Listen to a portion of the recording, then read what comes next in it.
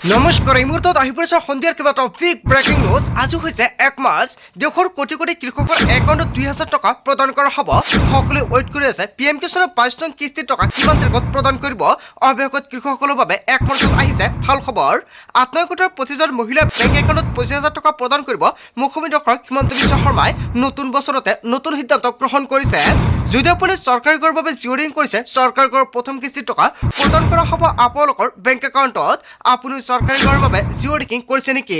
অৰুণোদয়ৰ প্ৰতিজন হিতাধিকাৰীৰ বেংক একাউণ্টত 1250 টকা নহয় 9,000 টকা প্ৰদান কৰিব 10 মাৰ্চত। কিন্তু প্ৰতিগৰাকী হিতাধিকাৰী কৰিব লাগিব গুৰুত্বপূৰ্ণ কাম। লগতে কেইবাটাও ৰাজনৈতিক খবৰৰ লগতে অৰাজনৈতিক খবৰ যুগুত কৰা হৈছে আজিৰ দিনটোত। গোটেই অসম তথা ভাৰতৰ বিভিন্ন প্ৰান্তৰ পৰা যুগুত হৈছে কেইবাটাও ডাঙৰ খবৰ। এনেবোৰ খবৰ নিতৌ পাই থাকিবলৈ চেনেলটি ছাবস্ক্ৰাইব কৰি ভিডিঅ'ত এটা লাইক কৰিবলৈ নাপাহৰিব।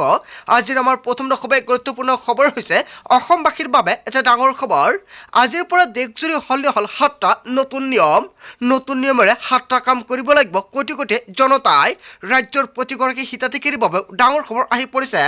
গ্ৰাহকসকলে খালী কৰিব নোৱাৰিব বেংক একাউণ্ট। আপোনাৰ বেংক একাউণ্ট আছে নেকি? যদি আপোনাৰ চৰকাৰী বেংক একাউণ্ট আছে তেনে ক্ষেত্ৰত আপোনাৰ মানিব লাগিব নতুন নিয়ম। বেংক একাউণ্টত ধন ৰখাটো হ'ব লাগিব এতিয়াৰ পৰা বাঞ্ছনীয়। চৰকাৰৰ ফালৰ পৰা বান্ধি দিছে নতুন নিয়ম। চৰকাৰী বেংক একাউণ্ট খালী হ'লে দিব লাগিব ফাইন। সলনি হ'ল হোৱাটছএপৰ নতুন নিয়ম। যদি আপুনি হোৱাটছএপ ব্যৱহাৰ কৰে তেনে ক্ষেত্ৰত আপোনাৰ বাবে বৃহৎ পৰিৱৰ্তন হ'বলৈ গৈ আছে। ৰেল যাত্ৰীৰ বাবেও কেইবাটাও নতুন নিয়ম সলনি হৈছে। ৰেল যাত্ৰীৰ মাজত লাগিব পাৰে হাহাকাৰময় পৰিস্থিতিত। বন্ধ হ'ল UTS এপ আৰু এতিয়াৰ পৰা চলিব ৰেল অন এপ। আৰু ৰেলৰ টিকটৰ বাবে ডাউনলোড কৰিব লাগিব এই নতুন এপ। সলনি হ'ল চিলিণ্ডাৰৰ মূল্য। আপোনাৰ ঘৰত ৰন্ধন গেছ আছে নেকি? কিন্তু ৰন্ধন গেছৰ মূল্যৰ সাল সলনি হৈছে। 31 টকাকৈ বৃদ্ধি হ'ল বাণিজ্যিক চিলিণ্ডাৰৰ মূল্য। আজিৰ পৰা ডিজিটেল লেনদেনত প্ৰযোজ্য হ'ব বায়োমেট্ৰিক। এতিয়াৰ পৰা যদি আপুনি ডিজিটেল লেনদেন কৰিবলৈ খোজে তেনে ক্ষেত্ৰত বায়োমেট্ৰিক প্ৰয়োজন হ'ব। ইয়াক লৈ নতুন নিয়ম সলনি হৈছে আজিৰ পৰা। পূৰ্বতকৈ আৰু অধিক কঠোৰ হ'ল লেনদেনৰ নতুন নিয়ম। যদি আপুনি অধিক টকাৰ লেনদেন কৰিব বিচাৰিছে তেনে ক্ষেত্ৰত বায়োমেট্ৰিকৰ জৰিয়তে লেনদেন কৰিব লাগিব। আজিৰ পৰা সলনি হ'ল চিম কাৰ্ডৰ KYC নিয়ম। আপুনি চিম কাৰ্ড ব্যৱহাৰ কৰে নেকি? যদি আপুনি মোবাইল ফোন ব্যৱহাৰ কৰে নিশ্চয় আপুনি চিম কাৰ্ড ব্যৱহাৰ কৰে তেনে ক্ষেত্ৰত নতুন নিয়ম সলনি হৈছে। সামাজিক মাধ্যম ব্যৱহাৰকাৰীৰ বাবে প্ৰযোজ্য হ'ল নতুন নিয়ম।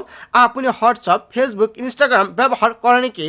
তেনে ক্ষেত্ৰত মোবাইল ফোনত চিম কাৰ্ড নোহোৱাকৈ এইকেইটা এপ আপুনি ব্যৱহাৰ কৰিব নোৱাৰিব বা ৱাইফাইৰ জৰিয়তে ব্যৱহাৰ কৰিব নোৱাৰিব। আজিৰ পৰা দেশজুৰি সলনি হৈছে 7টা নতুন নিয়ম। এইকেইটা নতুন নিয়ম সলনি হৈছে। আজিৰ ভিডিঅ' যিমান পাৰে সকলোৱে বেছি বেছিকৈ শ্বেয়াৰ কৰি দিয়ক।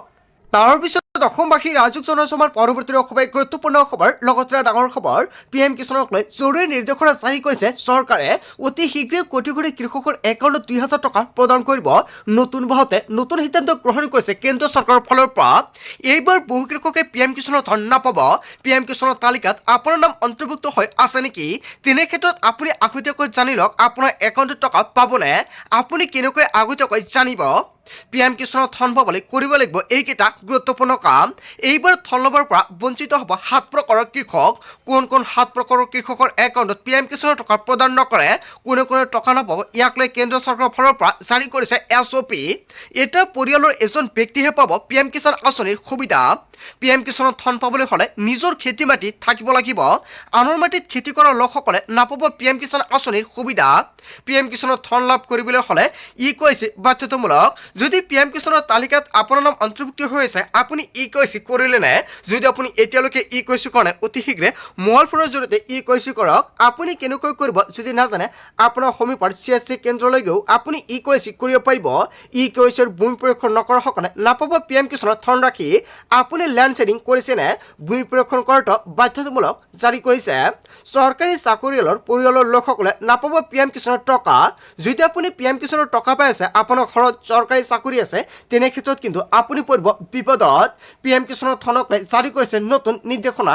এইকেইটা নতুন নিয়ম বান্ধি দিয়া হৈছে PM কিষাণৰ প্ৰতিজন হিতাধিকাৰীৰ বাবে। যদি এইকেইটা নিয়ম নামানে তেনে ক্ষেত্ৰত আপোনাৰ একাউণ্টত টকা নাপাব। কাৰ নাম কৰ্তন কৰা হ'ব তালিকাৰ পৰা নিশ্চয় সম্পূৰ্ণকৈ জানিলে। এই কেইগৰাকী হিতাধিকাৰীৰ নাম কৰ্তন কৰা হ'ব তালিকাৰ পৰা। লাখ লাখ হিতাধিকাৰীৰ নাম কৰ্তনক লৈ চৰকাৰৰ ফালৰ পৰা জাৰি কৰিছে জাননী।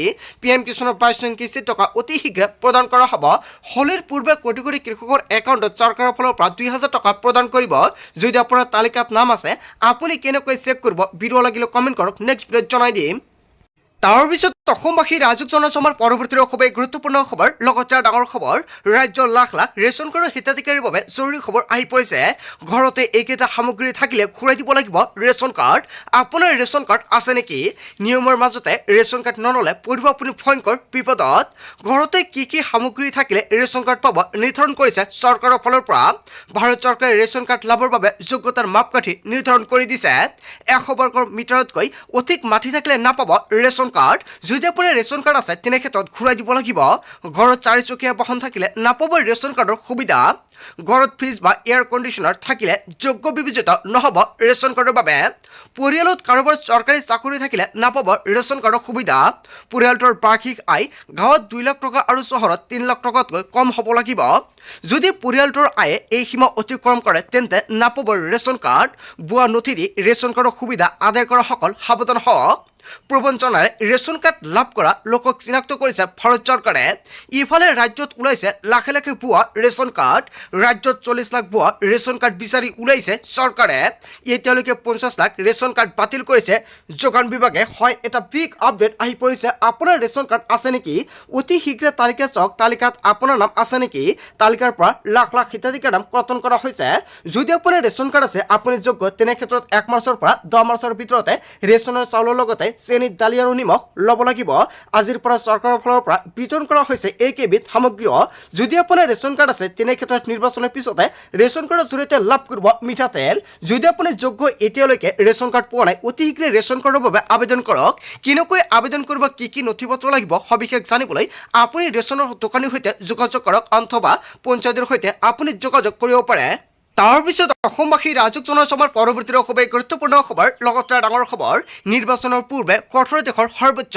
ন্যায়ালয় সাংবিধানিক পদত থকা ব্যক্তিলৈ এছচিৰ কঠোৰ নিৰ্দেশনা জাতি ধৰ্মৰ ভিত্তিত কৰিব নোৱাৰিব সাম্প্ৰদায়িক মন্তব্য ভাষা অথবা অঞ্চলৰ ভিত্তিকত দিব নোৱাৰিব সাম্প্ৰদায়িক মন্তব্য মন্ত্ৰী বিধায়কে কোনো বিশেষ সম্প্ৰদায়ক টাৰ্গেট কৰিব নোৱাৰিব হিন্দু মুছলমান ৰাজনীতি কৰিব নোৱাৰিব নাগৰিকৰ মৌলিক অধিকাৰ কোনো ভংগ কৰিব নোৱাৰিব বান্ধি দিছে কেইবাটাও নতুন নিয়ম সৰ্বোচ্চ ন্যায়ালয়ৰ ফালৰ পৰা ঘৃণামূলক ভাষণ আদালতত অৱমাননাৰ সমান হিমন্ত বিশ্ব শৰ্মাৰ ঘৃণামূলক ভাষণৰ বিৰুদ্ধে কৰা আবেদনক লৈ মন্তব্য কৰা হৈছে গোচৰ নিষ্পত্তিৰ পূৰ্বে কেইবাখনো আবেদন বিবেচনা কৰিছে আৰু ৰিট আবেদন গ্ৰহণ কৰিবলৈ অস্বীকাৰ কৰাৰ বিপৰীতে কৰিছে বহু মন্তব্য সংবিধান উলংঘন কৰিব নোৱাৰিব মন্ত্ৰী অথবা বিধায়কে ন্যায়াধীশ উজ্জ্বল ভূঞা বিচাৰপীঠৰ গুৰুত্বপূৰ্ণ ৰায়দান সকলোৰ প্ৰতি সন্মান আৰু শ্ৰদ্ধাৰ মনোভাৱ ৰাখিব লাগিব জনপ্ৰতিনিধিয়ে আৰু ভাষণ কাৰ্টন মিম প্ৰস্তুত কৰি উপলুঙা কৰিব নোৱাৰিব নিৰ্বাচনৰ পূৰ্বে কঠোৰ দেশৰ সৰ্বোচ্চ ন্যায়ালয়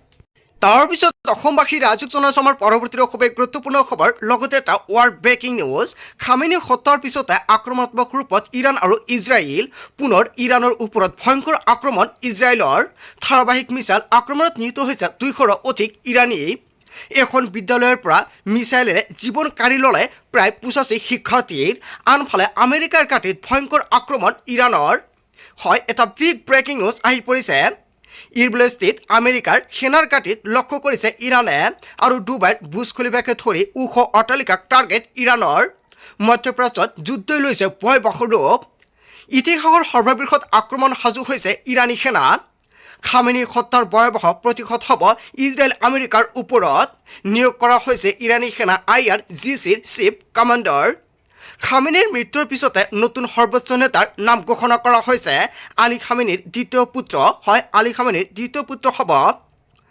মোস্তাফা খামেনিক সৰ্বোচ্চ নেতাৰ দায়িত্ব প্ৰদান কৰা হৈছে বা অৰ্পণ কৰা হৈছে খামেনি হত্যাৰ পিছতে আক্ৰমণাত্মক ৰূপত এতিয়া ইৰাণ আৰু ইজৰাইল পুনৰ ইৰাণৰ ওপৰত ভয়ংকৰ আক্ৰমণ ইজৰাইলৰ তাৰ পিছত অসমবাসী ৰাজক জনসমাৰ পৰৱৰ্তী খুবেই গুৰুত্বপূৰ্ণ খবৰ লগতে ডাঙৰ খবৰ ইৰাণৰ সমৰ্থনত ভাৰতত বিশাল ৰেলী জম্মু কাশ্মীৰত চিয়া মুছলমানে উলিয়ালে ৰেলী ইৰাণৰ ৰাষ্ট্ৰপতিৰ ফটো হাতত লৈ ওলাই আহিছে মুছলমানসকল আমেৰিকা ইজৰাইলৰ বিৰুদ্ধে আৰম্ভ কৰিছে প্ৰতিবাদ আমেৰিকাই ইজৰাইলৰ সৈতে লগ লাগি হঠাৎ ইৰাণ এটকৰ বিৰোধিতা হয় এনেকুৱাকৈ এটা বৃহৎ খবৰ আহি পৰিছে বাটগাম অঞ্চলত চিয়া মুছলিম সম্প্ৰদায়ৰ সমদল আমেৰিকাৰ কাণ্ডক ধিক্কাৰ মুছলমান সম্প্ৰদায়ৰ আমেৰিকাই ইৰাণৰ যুদ্ধত ভাৰতীয়ৰ হাহাকাৰ জাৰি কৰা হৈছে জৰুৰী নিৰ্দেশনা মধ্যপ্ৰাচ্যৰ ইখনৰ পাছত সিখন দেশত নিৰ্দেশনা জাৰি কৰা হৈছে দেশসমূহত বাস কৰা ভাৰতীয়লৈ নিৰ্দেশনা ভাৰতীয় দূতাবাসেৰে যোগাযোগত থাকিবলৈ পৰামৰ্শ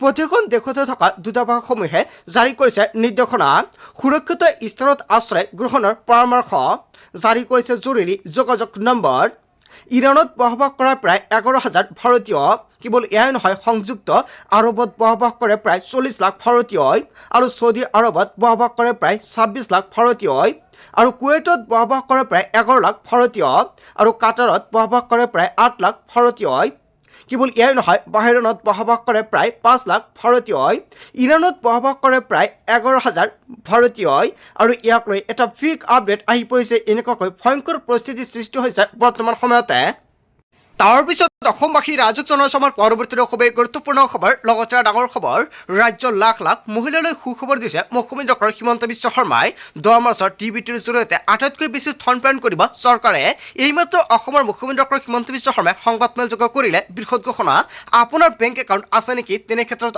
আপুনিও টকা ল'বলৈ সাজু হওক মহিলা আৰু পুৰুষ সকলোৰে একাউণ্টত ডিবিটি যোগে টকা প্ৰদান কৰিব যিসকল মহিলাই এতিয়ালৈকে ডিবিটি লিংক কৰা নাই অতি শীঘ্ৰে ডিবিটি লিংক কৰক কোনে কোনে ডিবিটি লিংক কৰিব লাগিব ইয়াও মুখ্যমন্ত্ৰী ডক্টৰ হিমন্ত বিশ্ব শৰ্মাই ঘোষণা কৰিছে চৰকাৰৰ ৰাজকোষৰ পৰা হিতাধিকাৰীলৈ প্ৰেৰণ কৰিব অধিক টকা 39,70,000 অনাদাৰ হিতাধিকাৰীয়ে পাব 9,000 কোটি টকা অনাদাৰ প্ৰতিজন হিতাধিকাৰীৰ বাবে অত্যন্ত ভাল খবৰ দিছে চৰকাৰৰ ৰাজকোষৰ পৰা 3,600 কোটি টকা ব্যয় হ'ব জ্যোতি বিষ্ণু কলা কেন্দ্ৰত প্ৰদান কৰিব এই ধনৰাশি কেবিনেট বৈঠকৰ পাছত ঘোষণা কৰিছে মুখ্যমন্ত্ৰী ডক্টৰ হিমন্ত বিশ্ব শৰ্মাই হয় বন্ধু বান্ধৱীসকল গোটেই অসম তথা ভাৰতৰ বিভিন্ন প্ৰান্তৰ পৰা যুগুত হৈছে কেইবাটাও ডাঙৰ খবৰ এনেবোৰ খবৰ নিতৌ পাই থাকিবলৈ চেনেলটি ছাবস্ক্ৰাইব কৰি ভিডিঅ'টো এটা লাইক কৰিবলৈ নাপাহৰিব চ' থেংক ইউ ফৰ ৱাচিং ফুল ভিডিঅ'